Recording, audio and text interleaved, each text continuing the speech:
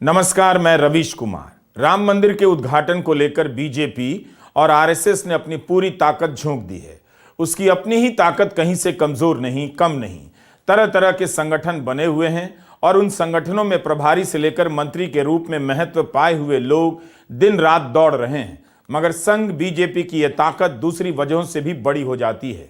जिसके पास गोदी मीडिया का इतना बड़ा लश्कर हो, वह किसी भी घटना को राष्ट्रीय बना सकता है, घर घर तक पहुंचा सकता है, चाहे तो किसी घटना को लोगों की नज़र से गायब भी कर सकता है।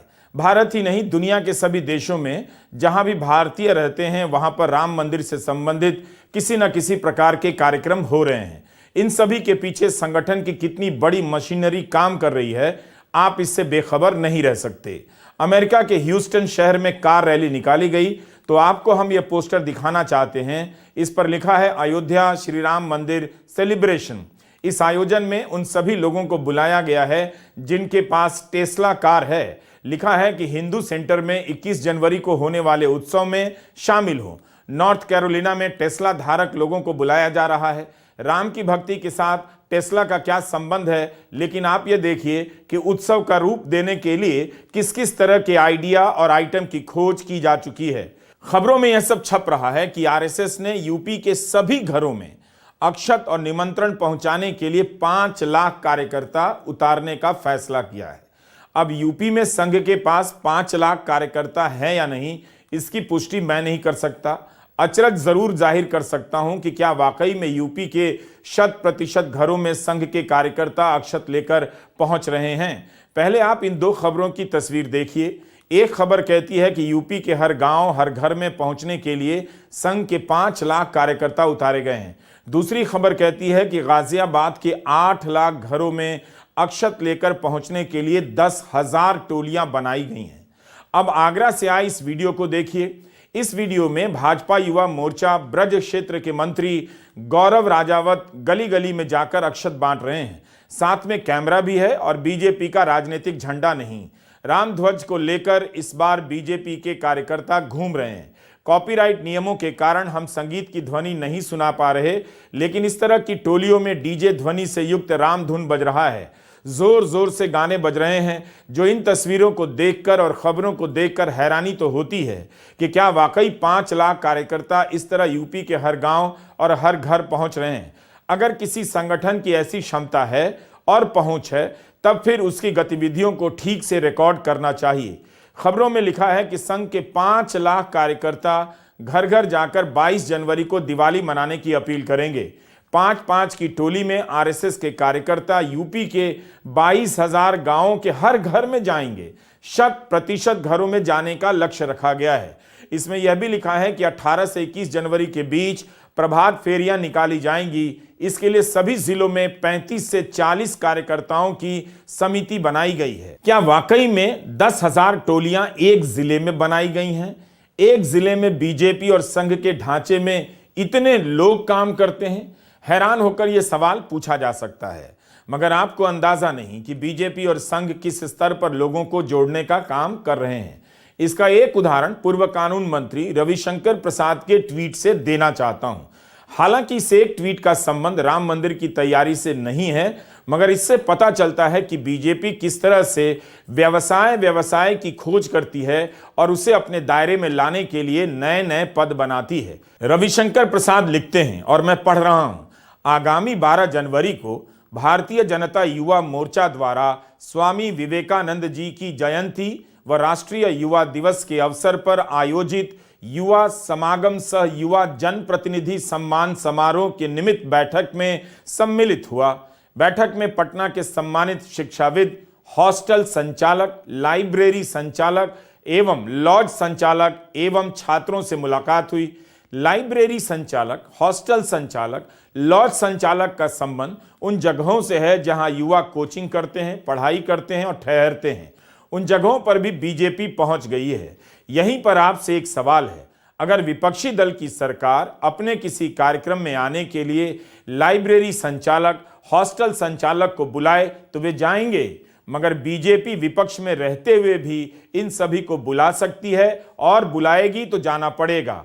शायद ही कोई साहस कर पाए कि बुलाने पर मना कर दे। संघ और बीजेपी ही केवल गली गली नहीं पहुंच रहे, ईडी और आयकर विभाग का भय भी गली गली में घुस गया है। सोशल मीडिया पर कई सांसदों और कार्यकर्ताओं के पोस्ट से पता चलता है कि राम मंदिर को लेकर यह पार्टी किस स्तर पर सक्रिय है। इन कार्यक्रमों के पीछे जो धन खर्च हो रहा है उसका हिसाब बीजेपी ही दे सकती है, अंदाजा लगाना सही नहीं होगा। इंस्टाग्राम पर तरह तरह के म्यूजिक वीडियो बनाए जा रहे हैं। हर दिन कोई ना कोई भगवान राम को लेकर गाना बना रहा है, पोस्ट कर रहा है। इन सब के पीछे बीजेपी और संघ का तंत्र काम कर रहा है, या लोग वाकई इतने उत्साहित हैं कि अपने आप कर रहे हैं। जब तक आप इसका ठोस जवाब नहीं हासिल कर लेते, कुछ भी कहना मुश्किल है। यह बिहार के समस्तीपुर का वीडियो है। बीजेपी ने राम जानकी ठाकुर बाड़ी से शोभा यात्रा निकाली। राम, सीता, लक्ष्मण और हनुमान की आरती उतारी गई। इस दौरान 22 जनवरी को घरों में राम ज्योति जलाने के लिए पूजित अक्षत दिया गया। राम मंदिर के उद्घाटन के उपलक्ष्य में इस तरह की जगह जगह शोभा यात्राएं निकाली जा रही हैं। महिलाओं और लड़कियों को धर्म और पूजा के नाम पर राजनीतिक हो चुकी इस तरह की रैलियों का हिस्सा बनाया जा रहा है। लोगों का उत्साह बना रहे, इसके लिए डीजे संगीत चरम पर होता है। अक्षत वितरण का यह कार्यक्रम किसी राजनीतिक योजना का हिस्सा नहीं है, इसे कौन स्वीकार करेगा। मंदिर का उद्घाटन केवल अयोध्या तक सीमित नहीं है। उद्घाटन से पहले ही बीजेपी ने अपने कार्यकर्ताओं और संगठन के जरिए इसे उत्सव में बदल दिया है। बेशक आप यह सवाल कर सकते हैं कि आज के भारत में बीजेपी के अलावा किसी भी दूसरे दल के कार्यकर्ता, नेता किसी भी हाउसिंग सोसाइटी में क्या प्रवेश कर सकते हैं, भले उनके कार्यक्रम का नाम हो मेरी मिट्टी हमारी सौगंध टाइप का। अपने कार्यक्रम को लेकर क्या दूसरे दल के लोग इन हाउसिंग सोसाइटी में प्रवेश कर सकते हैं और इन्हें प्रवेश करने दिया जाएगा? तुरंत ही विरोध शुरू हो जाएगा। मगर संघ के कार्यकर्ता आ रहे हैं, राम मंदिर के नाम पर दूसरे संगठन भी आ रहे हैं, बिना पूछे उन्हें हाउसिंग सोसाइटी के भीतर बुलाया जा रहा है, कार्यक्रम करने दिया जा रहा है। बेंगलुरु की सोसाइटी में इतने लोग बाहर बुलाए गए, घरों से बाहर बुलाए गए। अगर कांग्रेस के कार्यकर्ता इसी राम मंदिर के अक्षत को लेकर इन्हीं सोसाइटियों में जाएंगे तो सभी को तुरंत याद आ जाएगा कि यह रहने की जगह है, आप यहां राजनीति नहीं कर सकते। लेकिन जनता बीजेपी की राजनीति को धर्म का काम मानकर स्वीकार कर रही है। हाउसिंग सोसाइटी के दरवाजों पर मंदिर का स्टिकर फिर से लगा दिया गया है। सवाल यह है कि क्या इन सभी को डॉक्यूमेंट किया जा रहा है? कहीं ऐसा तो नहीं कि हमारे आसपास जो भी हो रहा है उससे हम जानबूझकर अनजान बने हुए हैं। बहुत से लोग इसे गलत मानते हैं, मगर अपनी ही हाउसिंग सोसाइटी के भीतर आ चुके संघ के कार्यकर्ताओं की तस्वीर लेकर सोशल मीडिया पर पोस्ट करने की हिम्मत नहीं जुटा सकते, ना कर सकते हैं। यही आज का सच है। जो लोग इन गलतियों को नहीं देखते, देखकर चुप रह जाते हैं, वो ये बोलने जरूर आते हैं कि विपक्ष तो कुछ करता हुआ दिखाई नहीं देता, जनता ही जनता अब नहीं रही। अखबारों में जिस तरह इन कार्यक्रमों को प्रमुखता से छापा जा रहा है उस पर भी गौर कीजिए, करते रहिए। हो सकता है कि बीजेपी और संघ की क्षमता को लेकर बढ़ा चढ़ाकर छापा जा रहा हो, मगर आप ये नहीं कह सकते कि अभियान रस्मी या कागजी ही है, जमीन पर भी नजर आ रहा है। वर्षों की तपस्या के बाद हमारे भगवान श्री राम का मंदिर बन रहा है। जय श्री राम। दिल्ली की एक गली में अयोध्या से आए अक्षत वितरण के लिए 2-4 लोग माइक लेकर टोली बनाकर चल रहे हैं। क्या इस तरह आपने विपक्ष के किसी भी दल के किसी कार्यकर्ता को देखा है जो अपने दल के किसी भी एजेंडे को लेकर गली गली पहुंचाने निकल जाए? संघ ने अपने एजेंडे में यकीन करने वाले लोगों की फौज खड़ी कर दी है और अब समाज उस फौज के आगे नतमस्तक नजर आता है। इन तस्वीरों को इसलिए भी देखना चाहिए जिससे पता चले कि कितने ही साधारण लोग बीजेपी और संघ के लिए गली गली में काम कर रहे हैं। किसी भी दूसरे दल के पास नेता और कार्यकर्ता की कमी नहीं है, भले संघ के बराबर नहीं है, लेकिन क्या उनके भीतर अपने एजेंडे को लेकर इतना जुनून है, घर घर जाने की तैयारी है, हौसला है? राम मंदिर के आयोजन के बहाने बीजेपी कहां कहां पहुंच रही है, इसे देखना चाहिए। भाजपा समाज के किसी क्षेत्र को, किसी व्यवसाय को अपने दायरे के बाहर नहीं रहने देना चाहती।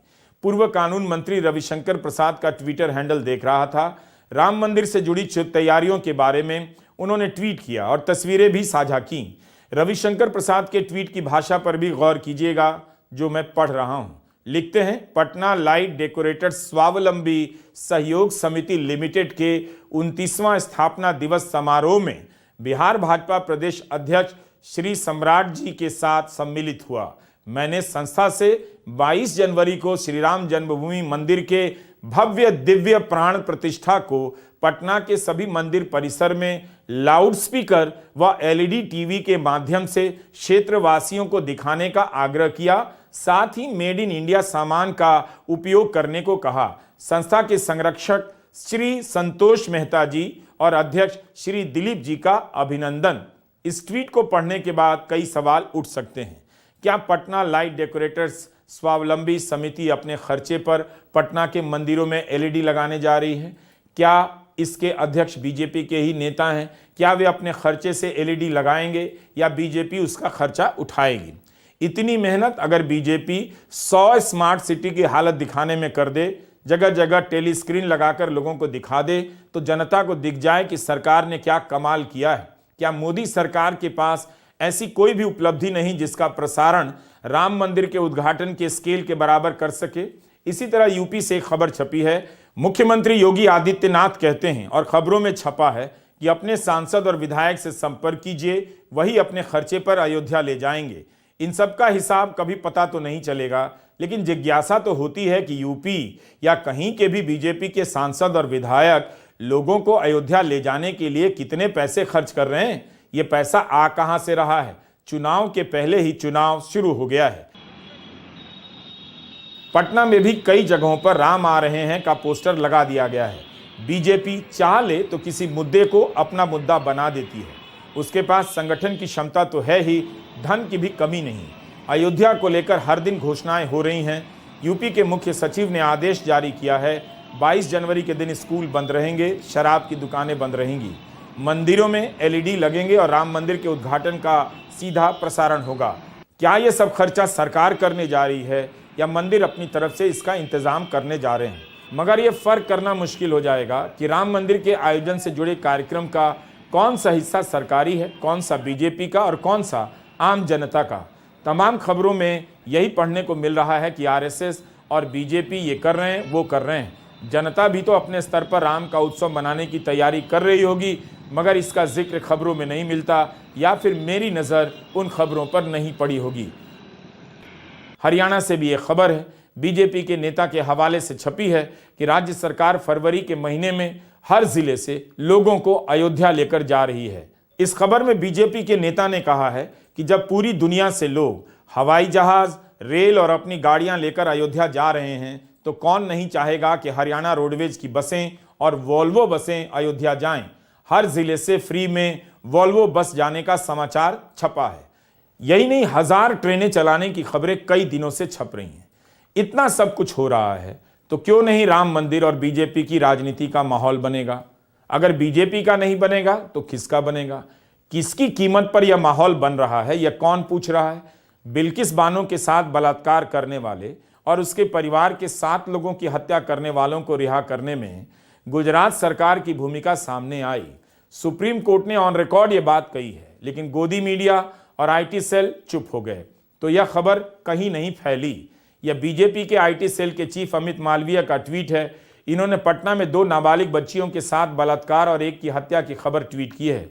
यही अमित मालवीय तब चुप हो गए जब बनारस में इनके ही आईटी सेल के 3 लोगों को बंदूक की नोक पर छेड़छाड़ करने के आरोप में गिरफ्तार किया गया और उनकी तस्वीरें अमित मालवीय के साथ भी नजर आईं। अमित मालवीय और उनका तंत्र चुप रह गया और यह खबर एक तरह से मर गई। गोदी मीडिया ने भी आक्रामक ढंग से इस खबर को हाथ नहीं लगाया और यह खबर घर घर नहीं पहुंची। केवल यह मत देखिए कि बीजेपी और संघ की ताकत जमीन पर कितनी हो गई है, यह भी देखिए कि वो इस ताकत से क्या कर रहे हैं। बीजेपी अपनी इस ताकत से अपने मुद्दों को बड़ा कर देती है, जिन मुद्दों में वह घिर जाती है उन्हें गायब कर देती है। मोदी सरकार के 10 साल होने जा रहे हैं। जनता के पास कई सारे सवाल होंगे, मगर उसके बीच जब एक दल के नेता धर्म ध्वजा लेकर चल रहे होंगे तो जनता भी कंफ्यूज होगी कि इनका विरोध कहीं धर्म का विरोध ना हो जाए। साधारण जनता के बस की बात नहीं कि वह राजनीति और धर्म को अलग अलग खांचे में भरकर देखना शुरू कर दे। बीजेपी को पता है कि जनता के बीच एक राजनीतिक दल के रूप में लंबे समय तक टिके रहना मुश्किल हो जाता है। उसके अधूरे वादे मुश्किलें पैदा कर देते हैं। इसलिए वह कभी नहीं भूलती कि जनता के बीच जाना है तो धर्म का ध्वज थामे रहना है। धर्म की राजनीति से बीजेपी के भीतर कोई अलग तरह की नैतिकता और ईमानदारी का विकास हो गया है, इसका भी किसी को अध्ययन कर लेना चाहिए ताकि यह भ्रम टूट जाए। अगर हो गया होता तो यही बीजेपी राष्ट्रहित में गुजरात सरकार के खिलाफ कार्रवाई की मांग कर रही होती, जिसके बारे में सुप्रीम कोर्ट ने कहा है कि वह बलात्कारियों और हत्यारों के साथ मिलकर काम कर रही थी। मगर बीजेपी को पता है धर्म का ध्वज लेकर चलने का यह मतलब नहीं कि खुद ही पाप से डर जाना है। यही नहीं, ईडी के मामले में विपक्षी दलों को जमानत नहीं मिलती, महीनों लग जाते हैं। मगर महाराष्ट्र में क्या हुआ? एनसीपी के नवाब मलिक ईडी के मामले में जेल में थे। नवाब मलिक बाहर आए, सत्ता पक्ष के साथ बैठ गए, बीजेपी और आईटी सेल चुप्पी लगा गए। आज इसी नवाब मलिक को 6 महीने के लिए मेडिकल आधार पर जमानत मिली है, तो यह खबर भी गोदी मीडिया के आंगन में मर जाएगी। राम आ रहे हैं, आप स्वागत कीजिए, मगर देखते भी रहिए कि राम के नाम पर अजीत पवार, नवाब मलिक जैसे नेता किस तरह बीजेपी के पाले में आ रहे हैं, जिन्हें खुद बीजेपी भ्रष्ट बताया करती थी। जाहिर है राम बीजेपी के काम आ रहे हैं, राम आ रहे हैं। नमस्कार, मैं रवीश कुमार।